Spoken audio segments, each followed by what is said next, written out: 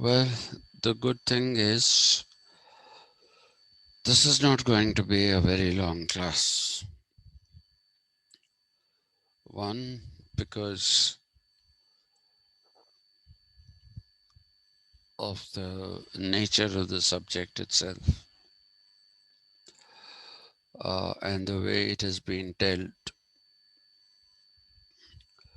If they had said deal with Orientalism, then that might have been a a good way to do something. But instead of that, this has been given as Edward Said's Orientalism. So you have to deal with what Edward Said has said. And Edward said in his celebrated book, Orientalism, which he has a small subtitle, Western Conceptions of the Orient. In this, he is basically talking about philologists. He's attacking several authors whom we don't come across because these are literary figures. Please understand one thing right at the top. Let me tell you this. Edward Said is not a political thinker. Edward Said is a literary critic. And because he's a literary critic, he's familiar with a number of writings of various different people, and being Lebanese, his focus is on Lebanon and the West Asian Gulf region. That is his focus, the West Asian Gulf region. Though he does talk about India, not very briefly, he does talk about it fairly elaborately. But if you read him, it is pretty obvious that he's not somebody who is very conversant with English, sorry, what am I saying? With Indian history, with the texts that existed in Indian history. And therefore,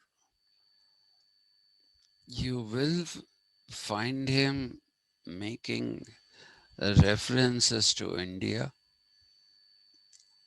because in his own schemata, there are two parts. One part is the British French uh, recipe for Orientalism, which is the first and the early recipe. The second recipe is the American recipe,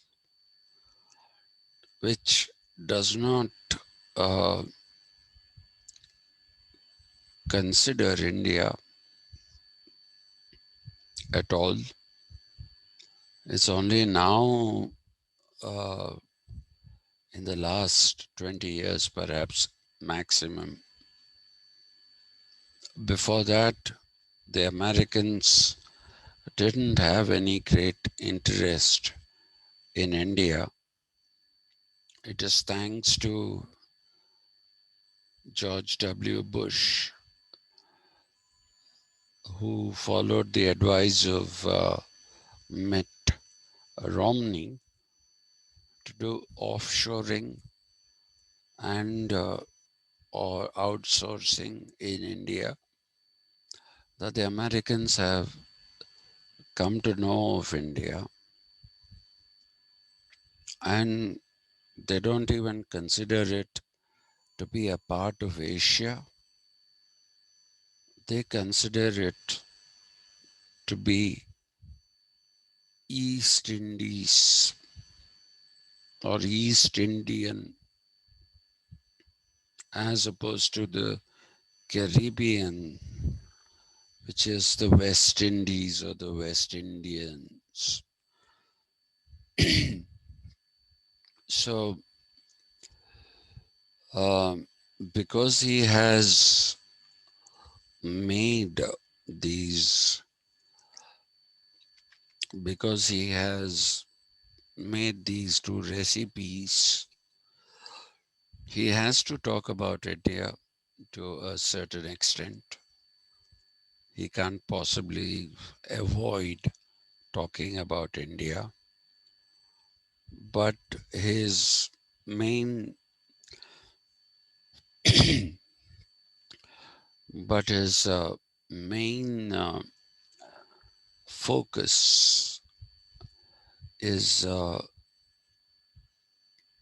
West Asian Gulf and also Islam. And for this, there are two reasons. There are two reasons why he focuses there. One is that he's from that region, uh, and the second is that that particular region has been extensively used by the French and the British as a land route to India.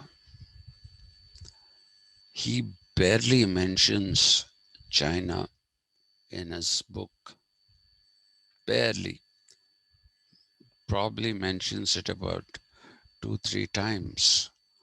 And he doesn't have anything substantial to say about China, which shows his lack of acquaintance with Chinese history.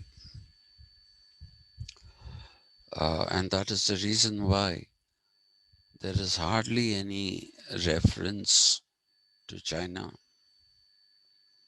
And though he talks about the American project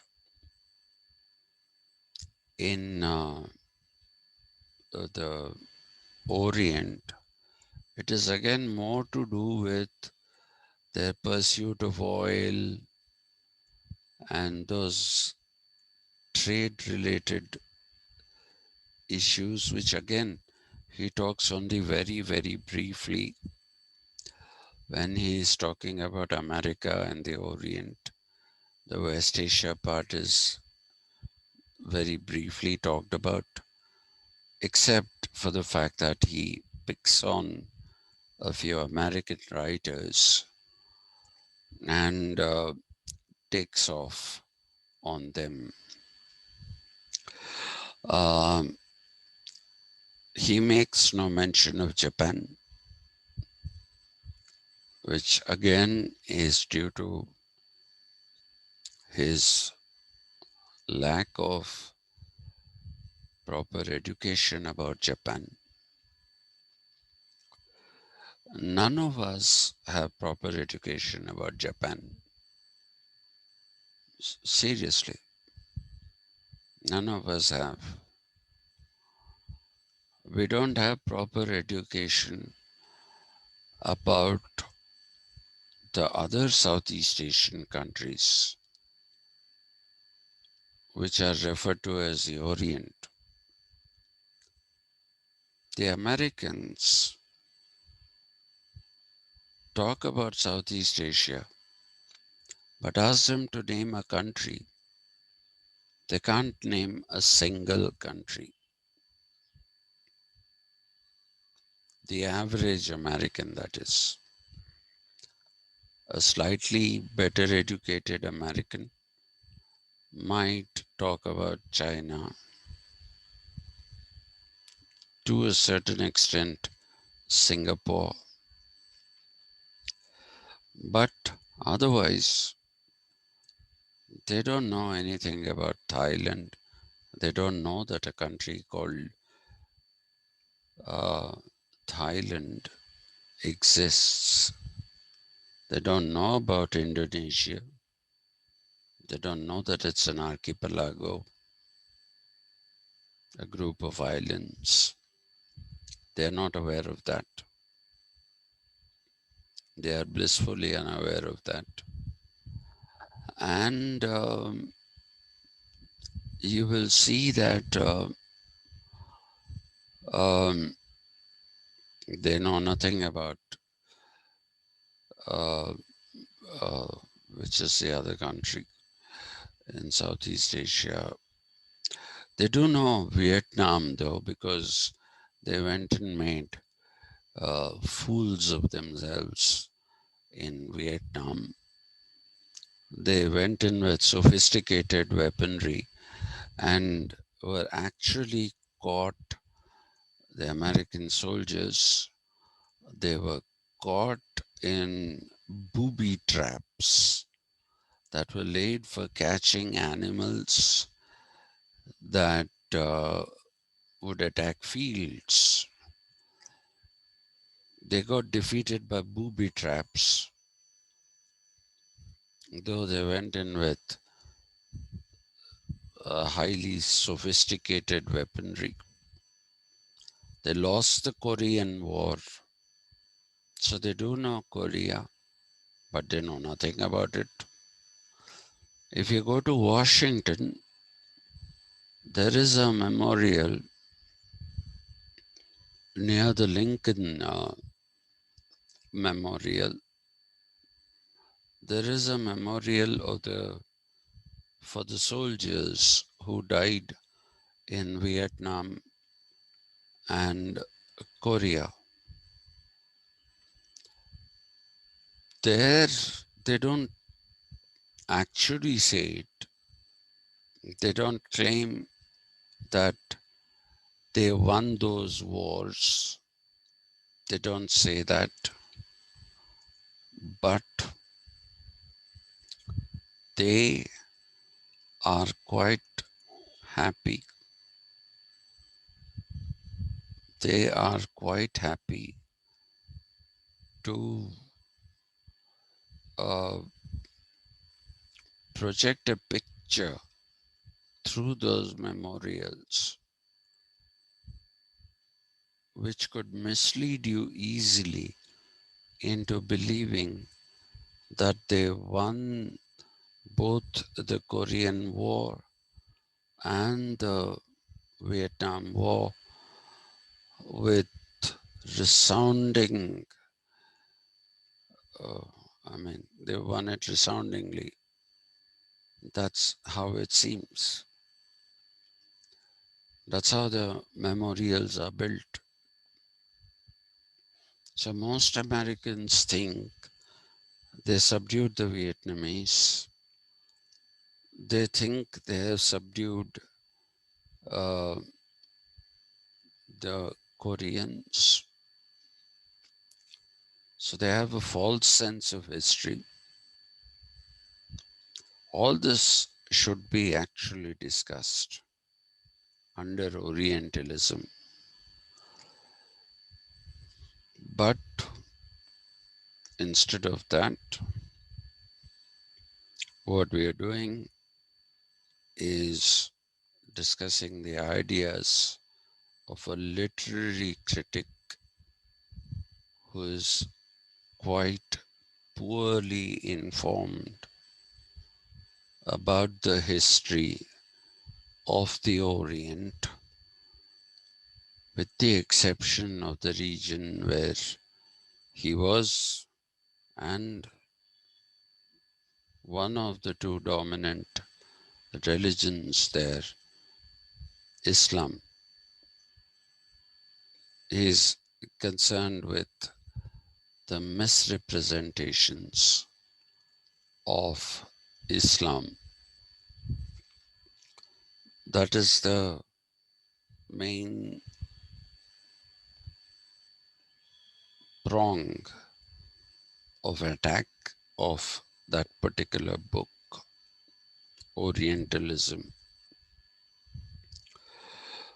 Anyway, what we'll do is we will do our best. I am not going to teach it as something which is there only for the sake of understanding Edward Said's concerns, which are literary concerns. We are all students of political science, so we can also derive takeaways for ourselves as students of politics and students of political science when we talk about Orientalism. So that is how I intend to deal with it. That is exactly how I intend to deal with feminism.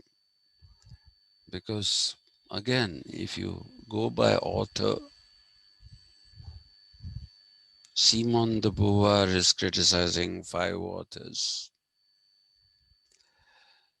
Then Kate Millett is criticizing some five authors. God knows what Nancy Fraser is doing. She's talking about the LGBTQI plus now. That thing seems to be expanding. I think it'll ultimately become A, B, C, D, and all that. Hmm. There is another alphabet got added to this thing, LGBTQIA. IA plus, yes. A is asexual. For heaven's sake, I don't know. Hmm. My wife's wonderful niece made a great post on Instagram about how she is asexual, and in that she graphically described how she grew up, and around 14 she discovered that everybody was around her was having sex, whatever that means. And then she goes on to say uh, asexual, um, she's asexual, but she says even for asexuals, kissing and all those things are allowed. She has a boyfriend. I don't know what that is. So after I saw the post, I asked her, is this chap your boyfriend or is he just your friend? And she says, he's my boyfriend. But I said, you're asexual. And she says, no, I may be, but I have a boyfriend. So I think everybody wants their 2 minutes in the limelight. So they get it, I guess. Anyway, so let us return to Orientalism. First dispatch, Mr. Edward said,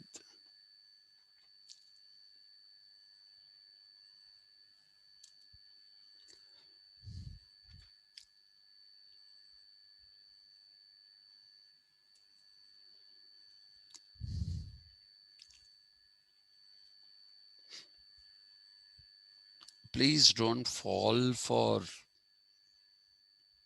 names and reputations. Many of them are undeserved. One of them is this. The other, I just spoke to you about, Nancy Fraser. These are all fashionable people to talk about. No substance to their work. And thanks to the French, people have learned how to create high and heavy sounding words, which ultimately, if you dismantle, you'll find are empty. They're just empty. I remember Jayati Ghosh, who was a professor of economics in JNU. She telling Gayatri Chakravarti Spivak, she told her, your theory is like, I was there when she told her this. All the things that you do as a post structuralist or whatever, this is like building things with a pack of cards. And all I have to do is, and the whole thing is gone. Gayatri Chakravarti Spivak was stunned into silence, completely into silence. Anyway, so let's get to Edward Said's Orientalism. Edward Said, in the beginning of the book, he puts these two quotations. The first one is by Friedrich Nietzsche. He says this is what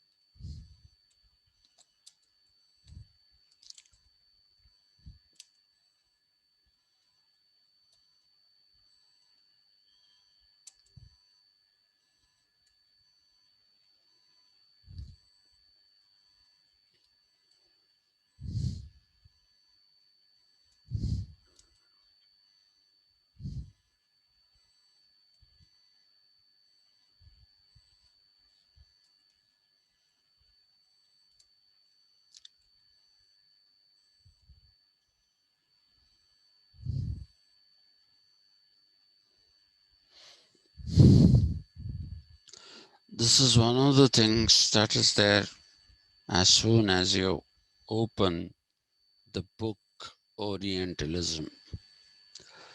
The second thing that you find there on that page is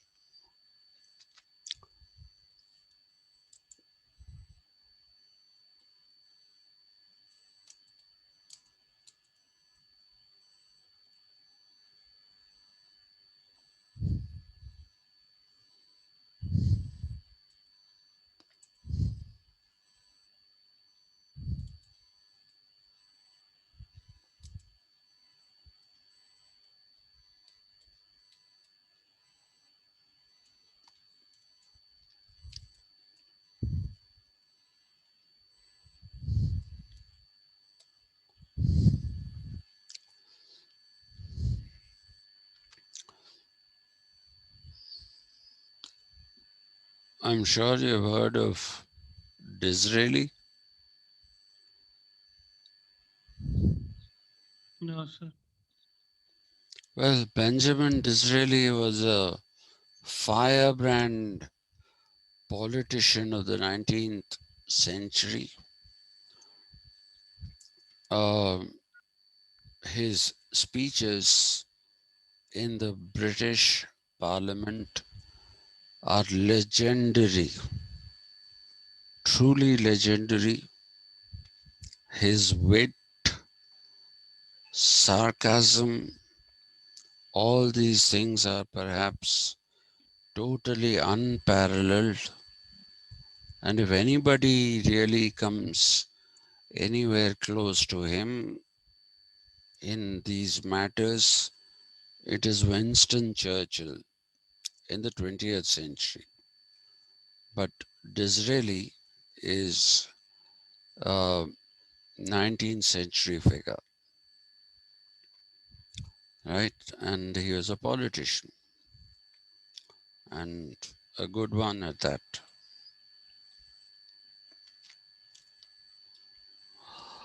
Now,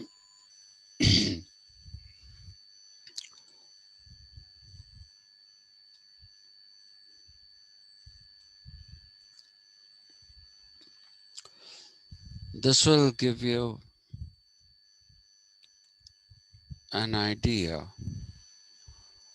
into what Edward said has to say about the perceptions of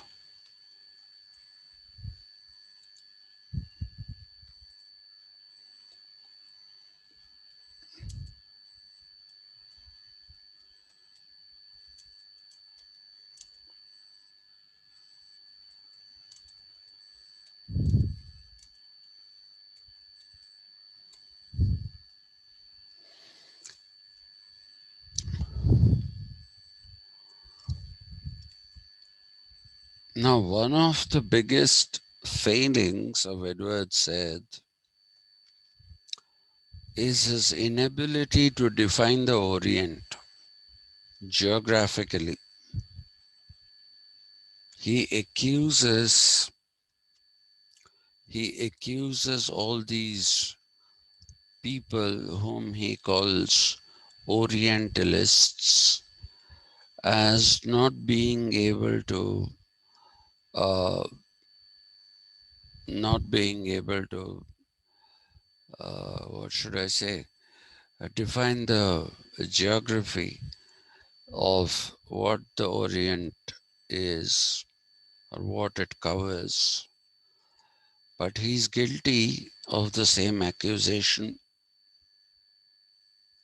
He is guilty of the same accusation because are Indians Orientals?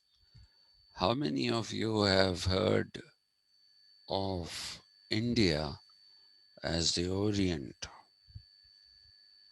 I have heard of Japan being called the Orient. I've heard the Southeast Asian countries being called the Orient. But India, I have never heard anyone refer to it as Orient. But yet there is an elaborate discussion about India, about the texts that were produced in India. So, what is it that Edwards said is talking about when he's talking about the Orient? What is the geography? It's not clear. And he accuses the Orientalists of doing exactly the same thing. Now, if you have to understand the phrase Orientalism, Sir, I have a doubt, sir. yeah, Sir, you are doing this concept from Unit 3. huh? Unit 3. What? From Unit 3. Could you go one letter by letter? Sir, you said that you are doing this concept, which is from Unit 3. Willingly, are you teaching this concept from Unit Uh, 3? yeah, of course. Okay, sir. Of course. Okay, sir. Mm. I wanted to finish off those which can be finished easily, Okay, sir. because otherwise we are sitting and wasting time on other things.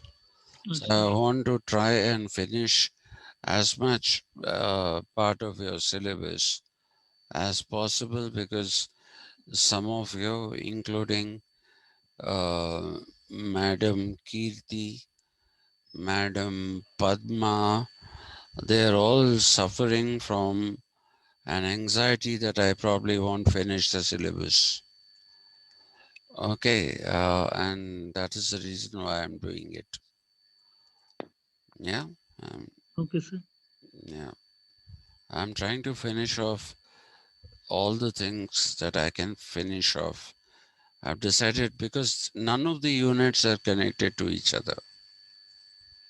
Yes, sir. None of the units are connected to each other. There's no flow. There's no flow. So you can randomly pick up anything and do. No work is dependent to other work. Yes. Okay, sir. So that is the reason why I thought these are easy to finish off. Okay, sir. Yeah. So we'll do them. Yes, sir. Yeah. So Occident is the West, Orient is the East.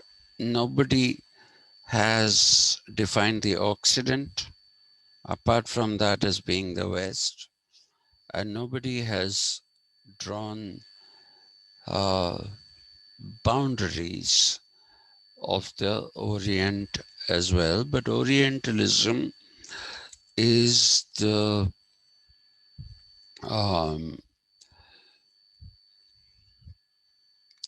warped and convoluted. Yeah.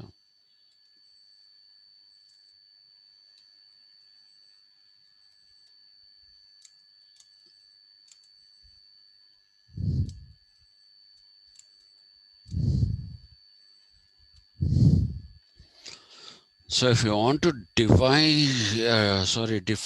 Orientalism, that is a definition. Okay, and as you can see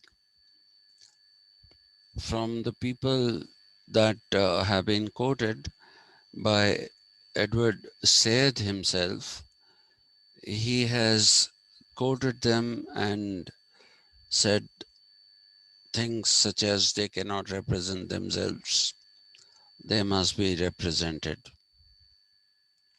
The East is a career, which means you can actually make any career uh, studying the East and letting people know what it really is, because the people in the East, eastern part of the world, are incapable of they are incapable of uh, telling the world about themselves.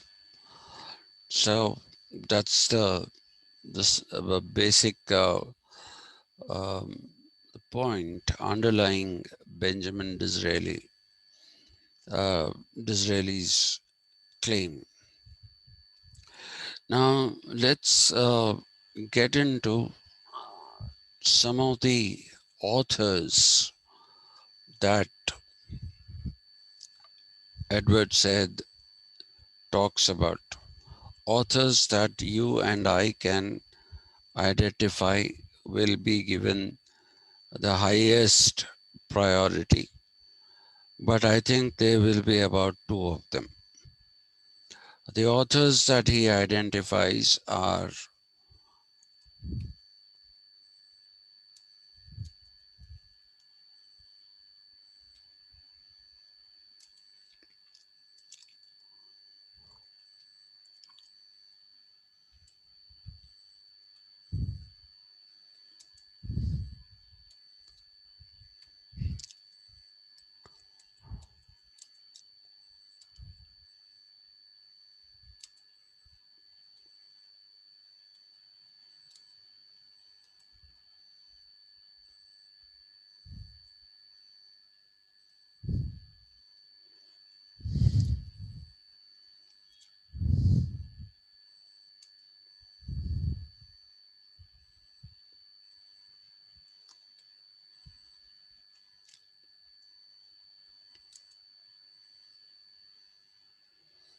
These are people you can identify.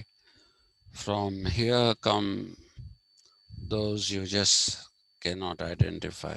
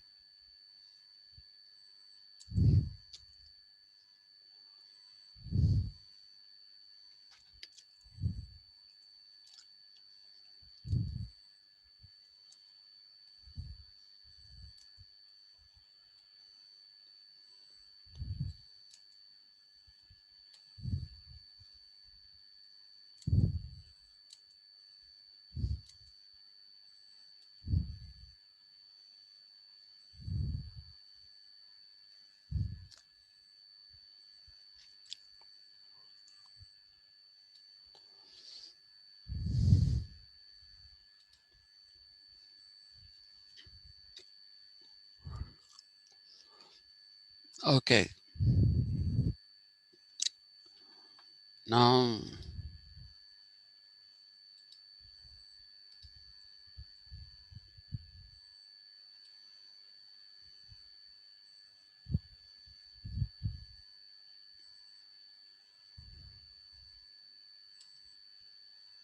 no, no, no, no. Please don't do that.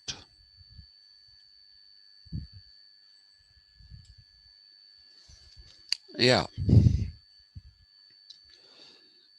so while talking about Marx and Engels,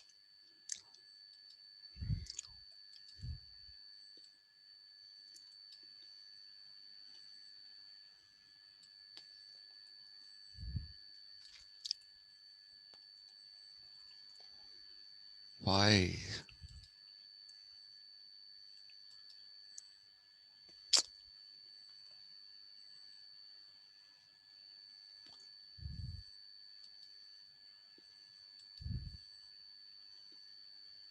Uh,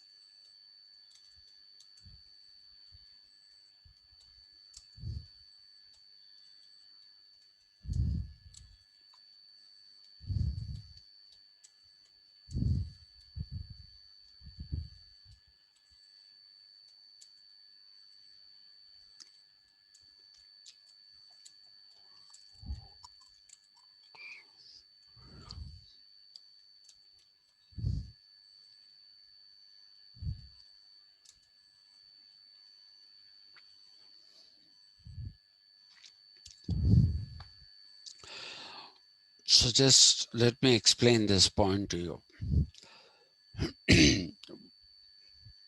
While he's talking about Asiatic mode of production, he says that the construct of the Asiatic mode of production is completely flawed and that it misrepresents Asia. Well, Marx used the Asiatic mode of production to talk more about uh, India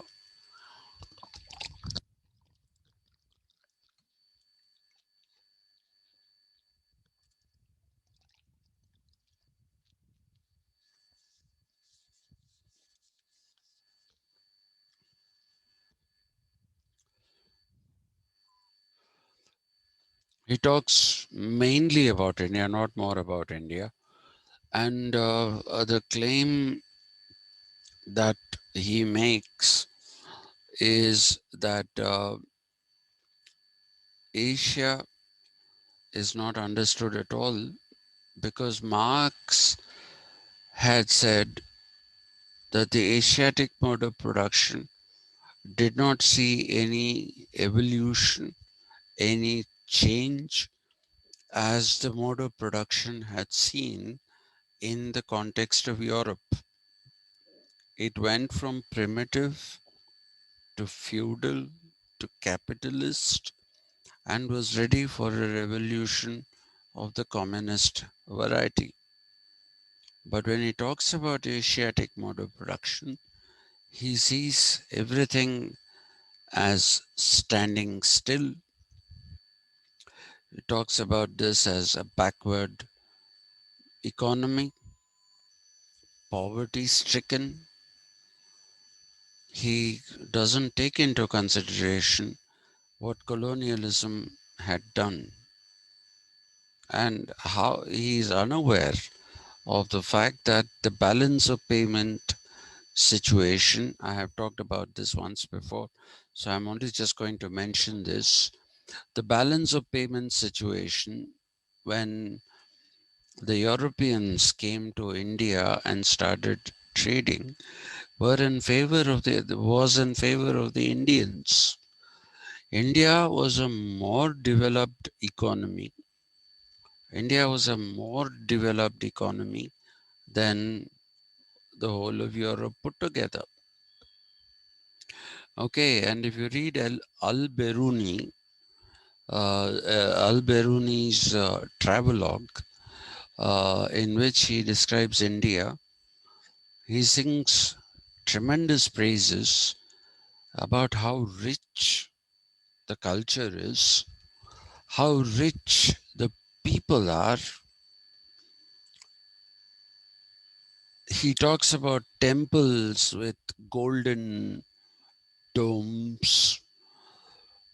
Okay, he talks about busy bazaars that are selling what other people consider to be exotic as everyday purchases. They are selling all these things. So, India was a very, very developed economy. Whatever happened to India happened thanks to British colonialism. So, that is a part that Marx somehow didn't know, or if he knew, he chose to ignore. And Edward says initially Marx had a bit of uh, he had a bit of a humanitarian conception of the East,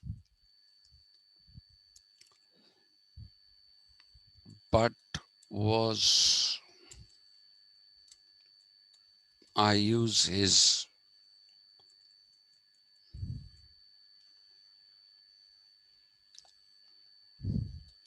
I'm quoting him, and that's why I have put that. But he was sucked into,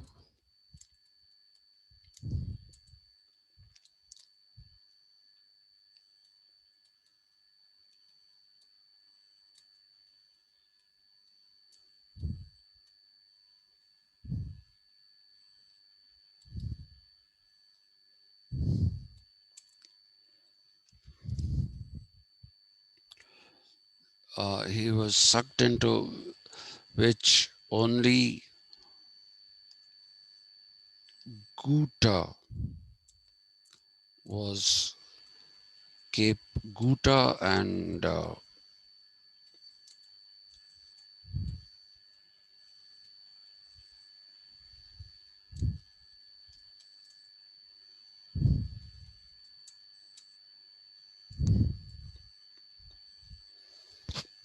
I should have mentioned Schopenhauer here.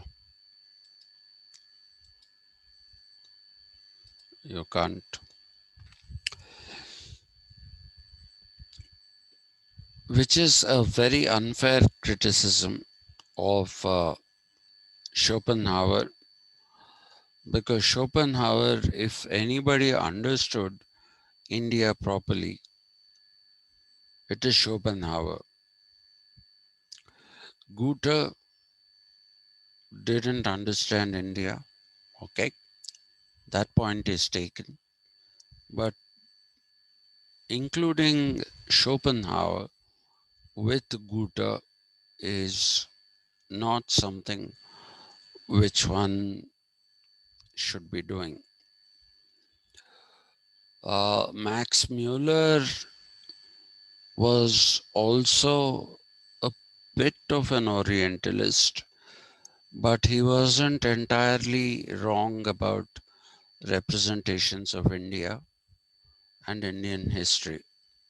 He wasn't entirely wrong. So now, what Edward said is not taking into consideration is the fact that, I mean, if you take the statement of Friedrich Nietzsche, there is a modicum of truth in it. There is a modicum of truth in it.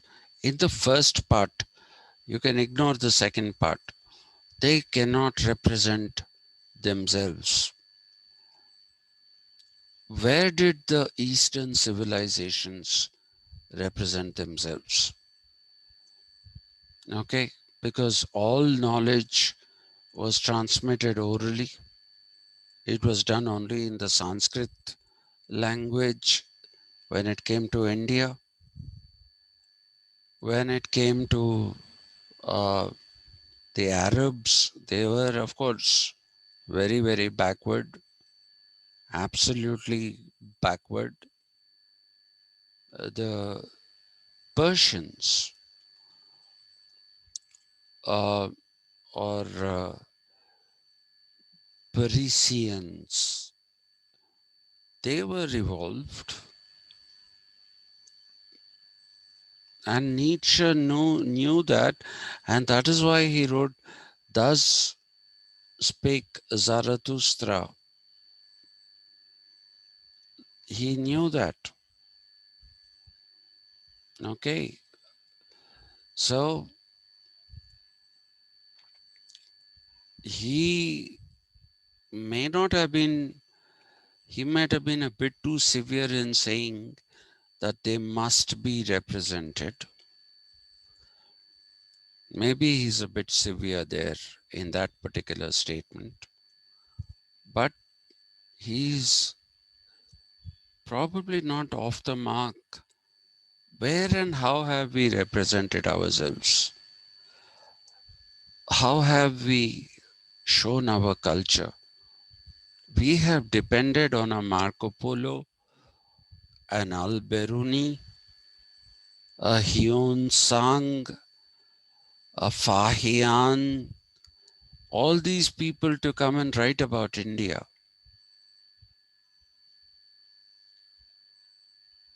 Who wrote about India? From India? Where are the writings? The Vedas are there, okay, but they were not written. The Upanishads were not written. They were written only in the 11th century CE. So where were they represented? So that's why I say there is a modicum of truth in that. And there is a modicum of truth in what Disraeli is saying. In fact, there is an entire truth that you can make a career out of the East. The only sad part, the only sad part is that people made a career out of the East, but they made through misrepresentations rather than representations. So, why did that happen?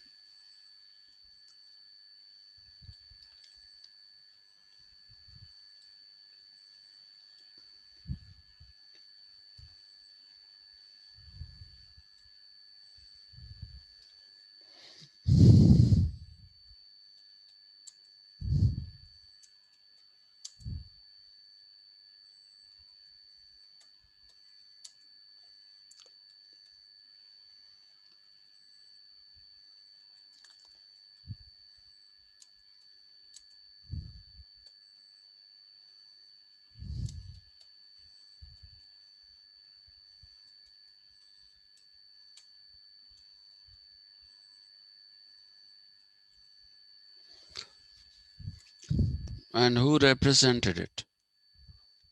No, we'll leave it without punctuation. Take the classic case of William Jones, who was a doctor and he tried to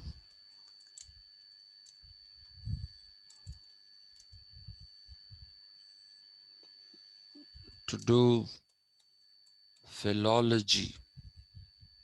I hope I hope you remember philology. Philology is the interpretation of written or spoken words. William Jones was an Englishman and he tried to do philology of the Orient and he was a doctor. He didn't have the tools. He relied on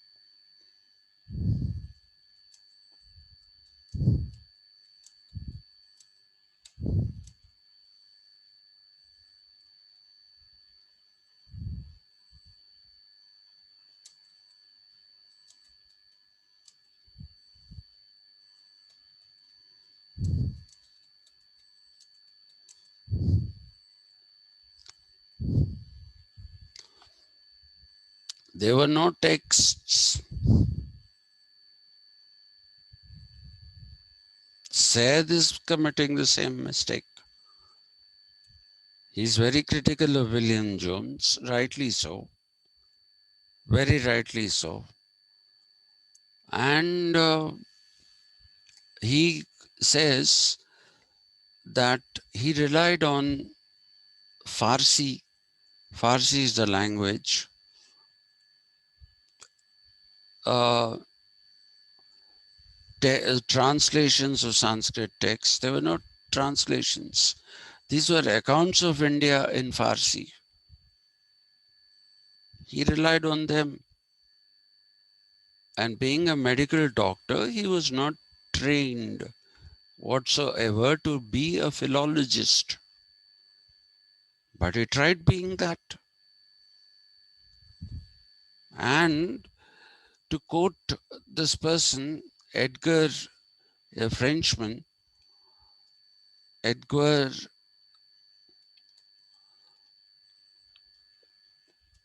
though there is a word in English which says quintet, that is a musical ensemble consisting of five people, but he's a Frenchman, so his name is Edgar Quintet. Edgar Quintet, who said,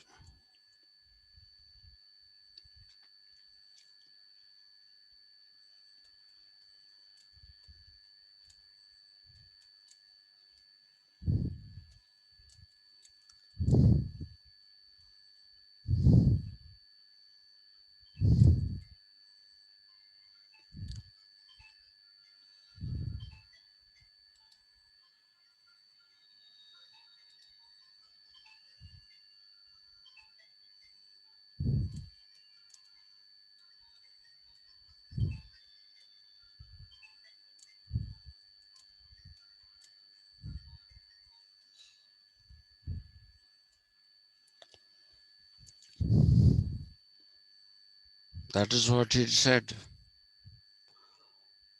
So, one set of people were doctors, and there should have been prophets and philosophers to do philology, but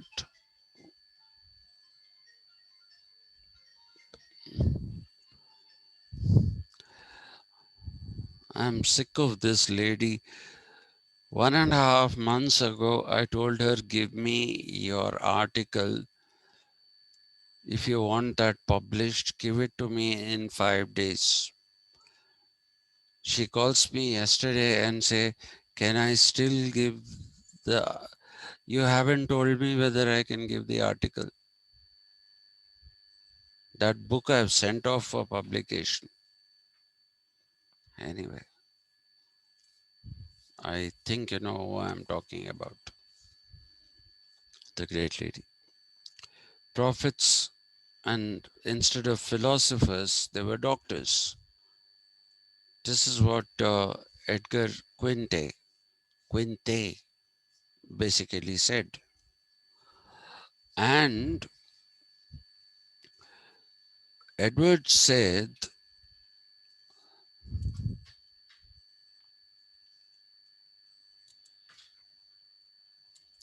Marx,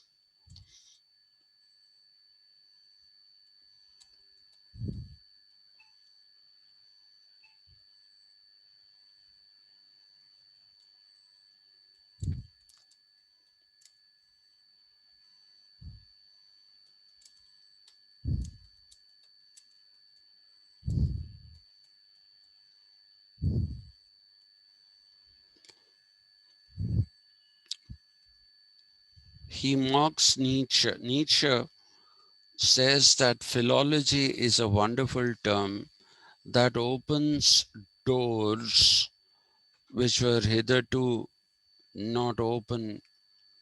So, thanks to philology, we can know more about the world.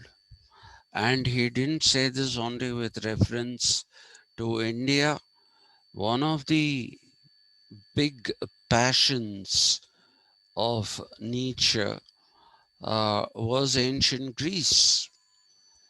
So he believed that philology could be or had to be applied to Greece as well.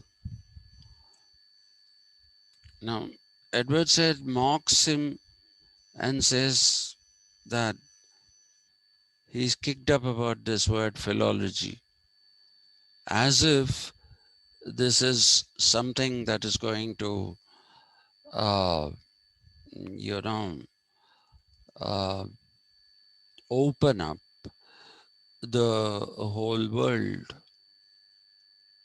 While it does nothing like that, it only misguides. I think that again is an unfair criticism. Though, yes, it has the potential to misrepresent rather than to represent, but you can't say that the word, praising of the word itself is a bad thing. If philology is done improperly, criticize the improper philology.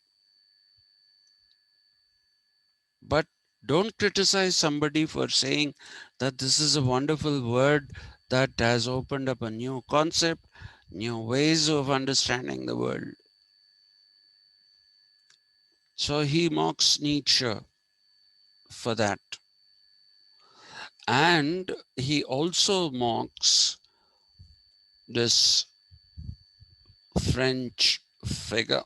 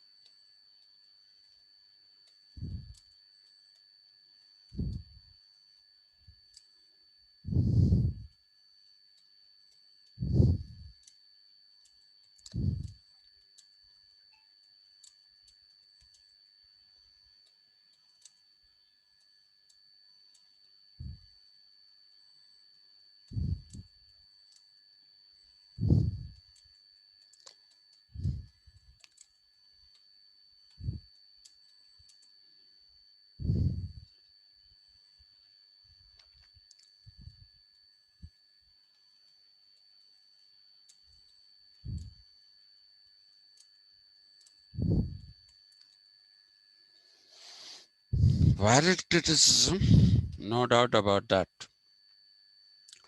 Because this is what the earliest people who traveled, in fact, they were Flemish even much before the Portuguese, much before anyone came.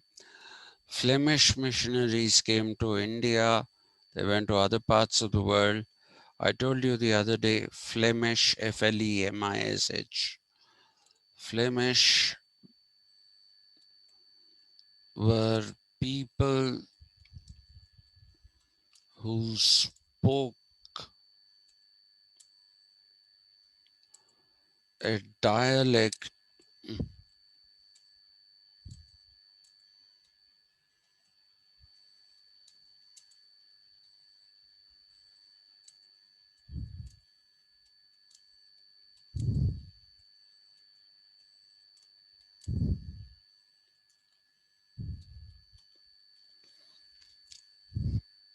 This is an absolutely valid, valid criticism.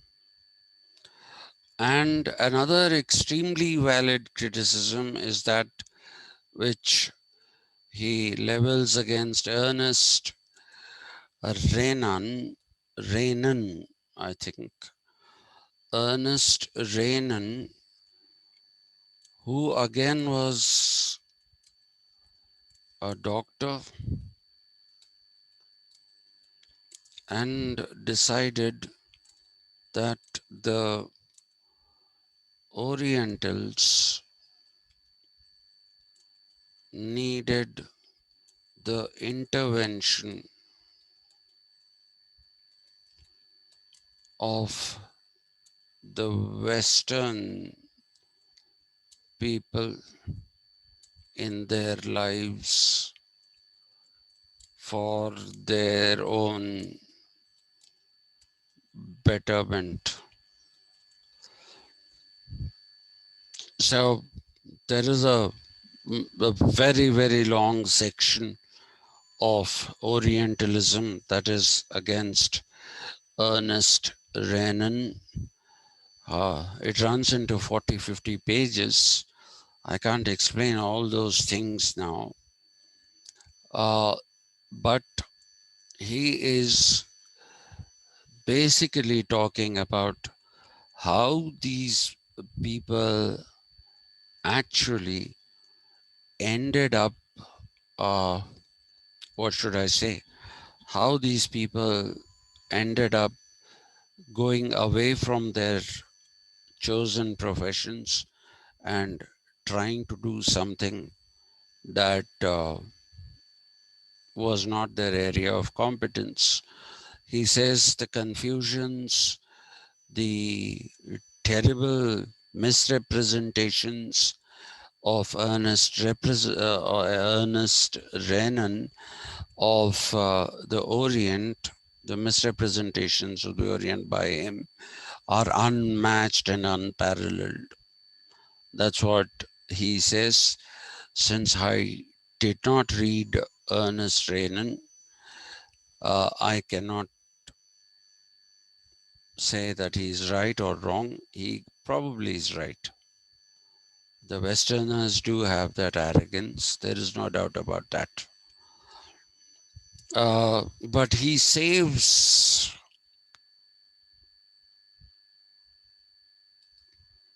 the most trenchant, and this is the last point.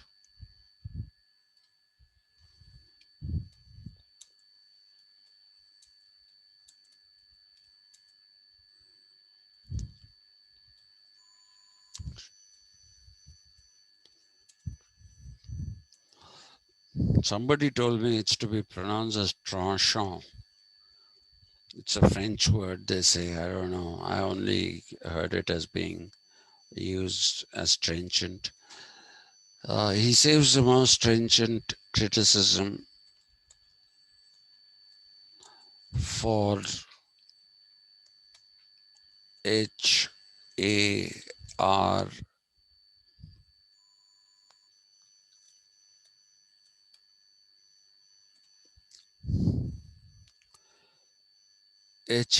Gibb. He claims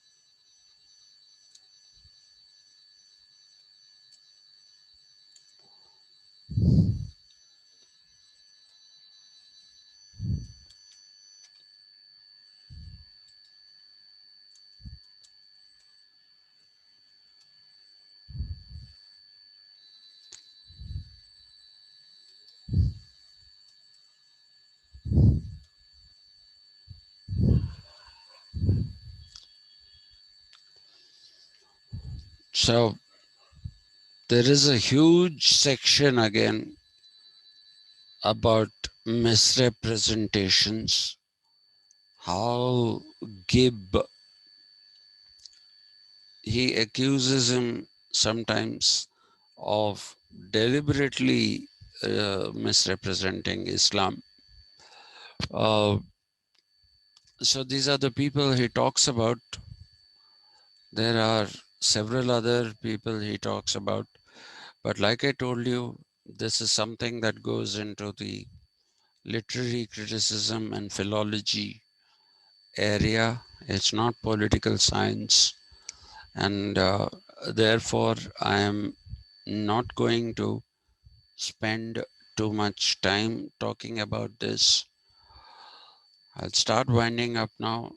I mean, I am winding up, but please remember that Orientalism as a book, despite its many shortcomings, some of which I have highlighted, despite it, one should take it as a very, very serious book.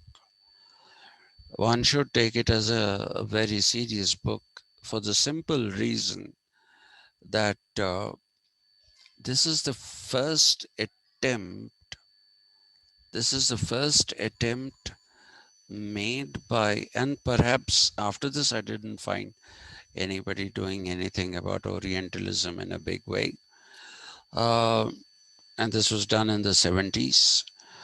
Uh, this was a, and this was done when uh, uh,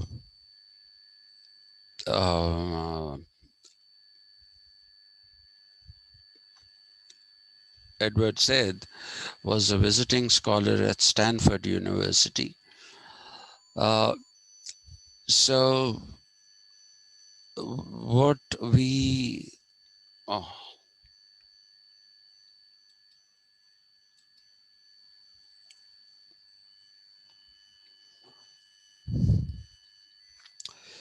what we do find is that it is a landmark book, without doubt. Without doubt, it's a landmark book. But as students of political science, my belief is that we should not be studying philology and literary criticism. We should be studying Orientalism in terms of governance. We should be studying Orientalism in terms of uh, the Eastern civilizations. Because please remember that if you go to in India itself, if you go and see the Janapadas, which are simply called republics, they are not really republics as we understand them. So we should call them Janapadas. Uh, they had a certain form. Again, I don't want to use the word democracy. It's a Western word. They had a certain kind of representativeness in their governance. There were no institutions of government then, so we shouldn't be calling that government, but there was a process of governance.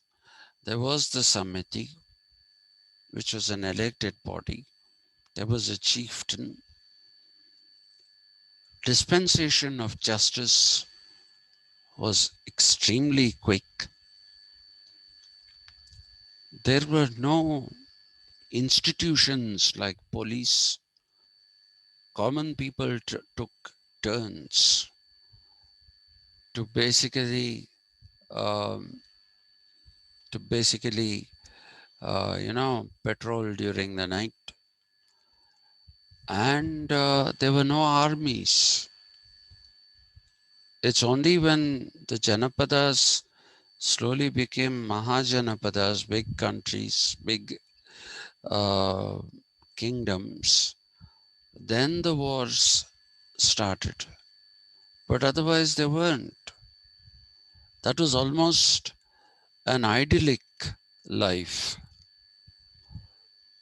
And these have been misrepresented, completely misrepresented.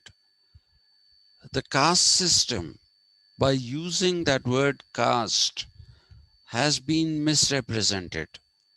We should be using Varna and Jati. Are we representing ourselves? I don't think so. Not even today. Not even today. There are Orientalists among India. There are Orientalists among India. I don't want to give names, I'll get into trouble. But there are Orientalists in India, Indians who believed in the superiority of Western civilization, English civilization,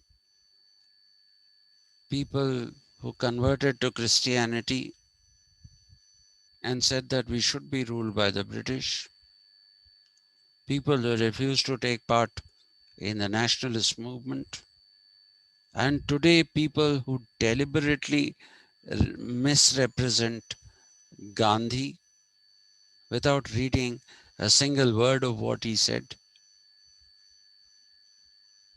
So there are Orientalists among India as well.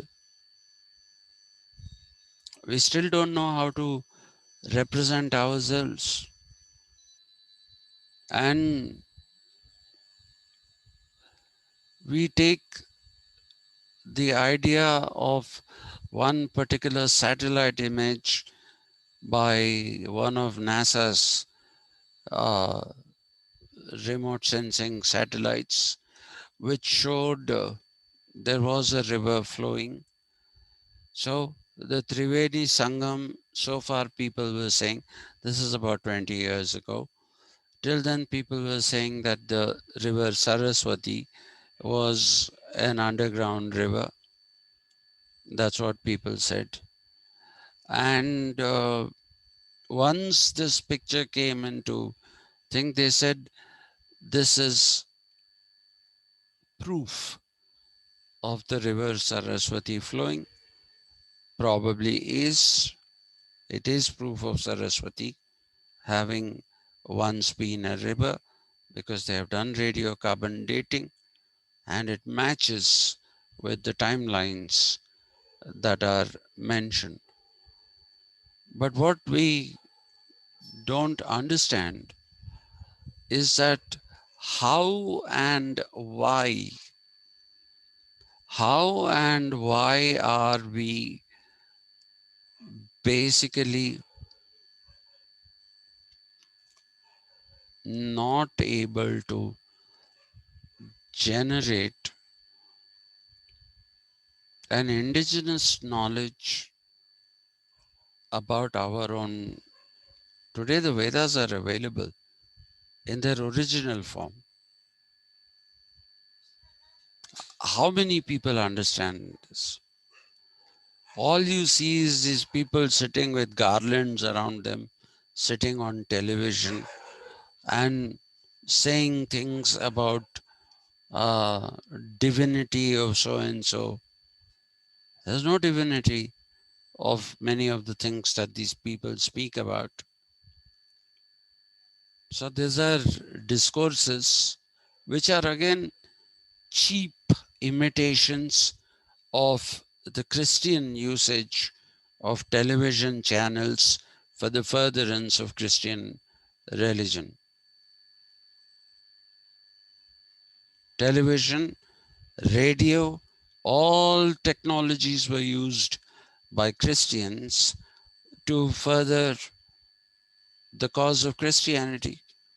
Now, these people, under the illusion that they are furthering the cause of Sanatana Dharma, are actually doing the opposite. They're doing the opposite. I can give you lots of examples, but I'm not in a mood for it, and there's no need to do it. I'll give you one example. This great man, Garikapati, whatever his name is, Narasimha Rao, he says, I don't believe in Dvaita. I don't believe in Dvaita. I said, okay, fine. Because my understanding of Dvaita, and I have read books, my understanding of Dvaita is the Paramatma. This is Madhvacharya. He doesn't use the word Brahman, he uses Paramatma. Vishnu for him is Paramatma, and we are Jivatma. The substance, the Padartha, Sanskrit, the Padartha of Paramatma and Jivatma are two different things. That is Dvaita. Karikapati Narasimha Rao is saying dividing Hindus into groups is Dvaita. Is that you're now pushing political agendas through religious sermons? And what kind of scholarship has been developed by people in India about ancient India, about medieval India? No scholarship has been developed. You have some stupid minister who says people did intergalactic travel and millions of years ago. So if you represent yourself like that, you're a laughing stock. You're a laughing stock of the world.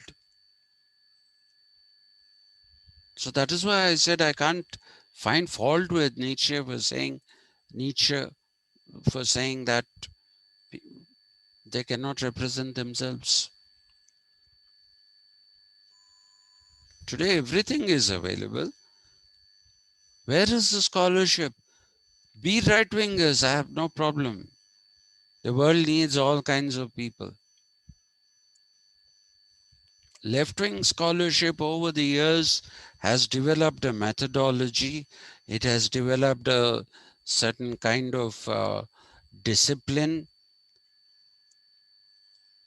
Everything that it claims, it tries to show a proof. And how are we combating that? That so called leftist scholarship, which should technically be called liberal scholarship. But since the rightists want to call it leftist, we'll call it leftist for a moment, though it is liberal scholarship. What are your tools of analysis? Nothing. You're just telling cock and bull stories. How will, and you want to say all these years universities have been dominated by leftist intellectuals. So now let's get in rightist intellectuals. So you want to fill up, that is your agenda. You want to fill up universities with rightist intellectuals. If they were intellectuals, it would have been all right. They are not intellectuals. They are blackguards, people who talk nonsense like intergalactic travel.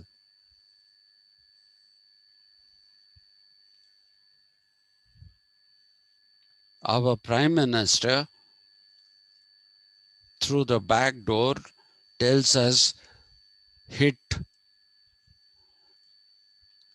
plates with spoons, make noise.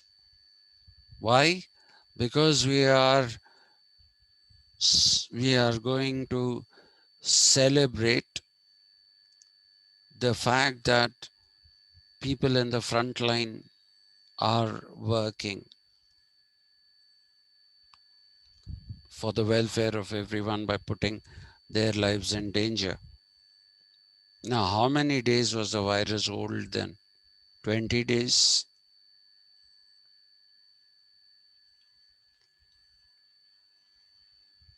The real purpose was that he got some astrologers, half baked astrologers. These days, you don't find astrologers who said if you do this, that was apparently a Brahma Muhurtam. He's also given a time when to do it. So if you did this, the virus will disappear. That is our rightist scholarship.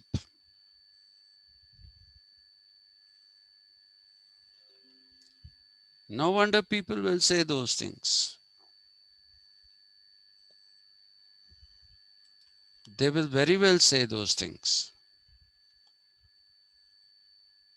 The people who tarnish image of India in the world are Indians, not somebody else. We don't need anybody else. We have mastered the art of tarnishing the image of ourselves. So Orientalism is there in Indians as well.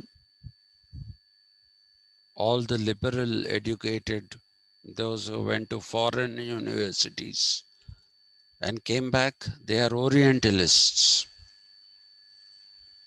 They are Orientalists. They cannot even make sense of an argument that Gandhi is giving from the Veda and saying distinguish between Varna and Jati. You want to catch hold of that English word, caste.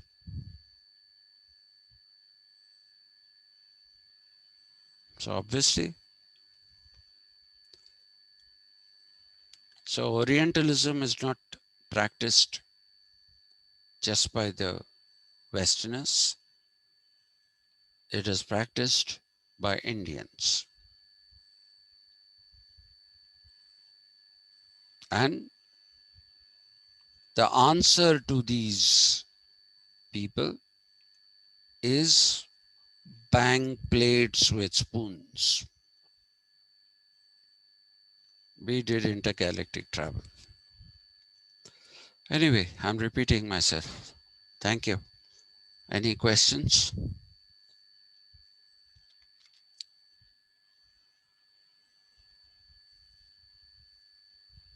You, sir. Yeah. You have a question, Freshta?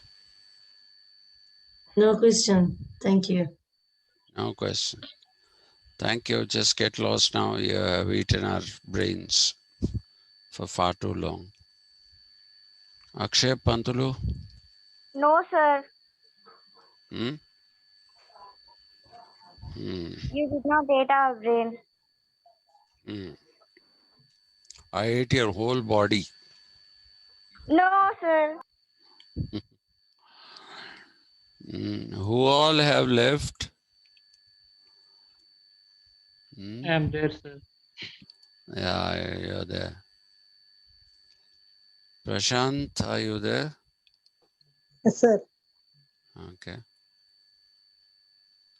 Padma has left. No, sir, I'm here. Oh, you're also here. Okay. Anyway, so tomorrow I shall do Simon de Beauvoir, the second sex, which can actually be taught in one sentence. Seriously, I'm going to What do is that. it, sir? Hmm? What is that sentence? What is that sentence? The sentence is that in a patriarchal society, man has appropriated all the positive roles to himself and left the negative roles, the opposite of the positive roles, the negative roles to women or women, and thereby women are not the equals of men. They have been reduced to the second sex.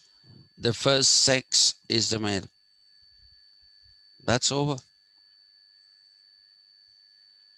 That's it. Yes, sir. I'll have to tell you all the things she said about D.H. Lawrence, what a terrible fellow he was, how badly he portrayed women. I'll have to tell you all those stories, which I'm not going to. I'll tell you only some of them and leave it. Yes, sir. But that is her theory. Yes, sir. That is her theory. All right. So, thank Please guide us about the exam.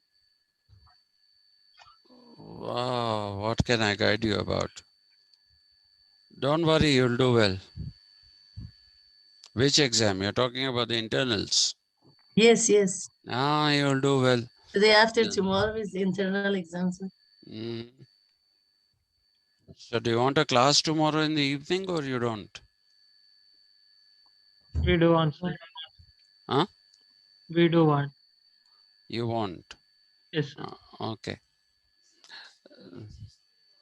Uh, those are all pretty straightforward questions, Freshta.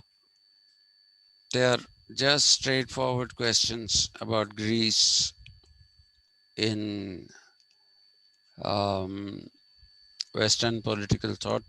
In political ideologies, uh, it is liberalism of the classical variety, then libertarianism, and Rawlsian liberalism. That's it. Those are the topics I covered in the question paper. And in this, I don't remember. I gave it a long time ago. It was supposed to be held a long time ago. So it'll be about Plato, Aristotle, nothing difficult, pretty straightforward and simple. So don't worry yourself too much about this. So Padma madam, should I take a class tomorrow evening? Yes, sir. You can. Okay. All right then. Thank you very much. That's very, very kind of you. Thank you, sir. Thank you. Thank you. Yes, sir. Thank you. Bye, sir. Yeah. Bye.